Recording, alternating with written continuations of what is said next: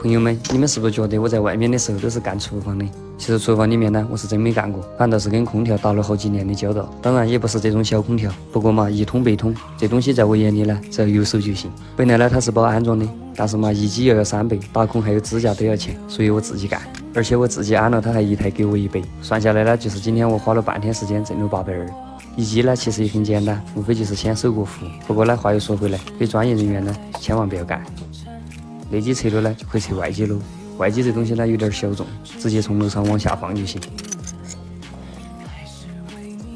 量了下原来的支架跟现在这块底脚，刚刚合适，支架也就拿换的了。这下先把内机挂板打好了，再处理其他的。这枪呢是红砖，或者起子机配上偏心状态就肯定下来了，没必要去提电锤了。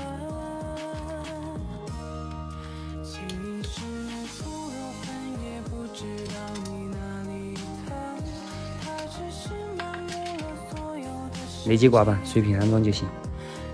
挂板处理好，还得来检查下这内机漏不漏。听到放气的声音呢，就可以放心大胆的装了。装这种挂机呢，真的特别简单，又不用焊，蜡子头一紧，包起就可以上墙了。都2、3年没碰过这闸带了，现在闸起来还是那么丝滑。通关闸好，内机上墙，就等于这台空调呢已经处理了一半了。这外机呢比刚才那台重很多，一个人呢还是有点悬，让我老弟给我打了一小把手。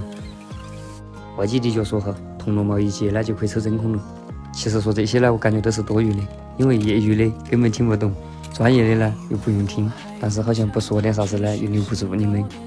我以前接触的呢都是中央空调，抽真空嘛都是以小时为单位的，像这种1.5的挂机呢，抽个20几分钟，空气肯定排得干干净净的了。还有就是我这泵呢是4升的，完全不用担心抽不干净，真空抽上了再接电线跟整其他的。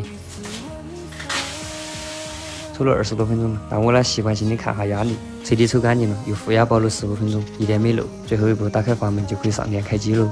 至于那2台呢，我就没拍，因为除了打2个孔跟打2副支架外，其他都一样。之所以要把那台旧的移开，再装新的呢，主要还是因为那个太费电了。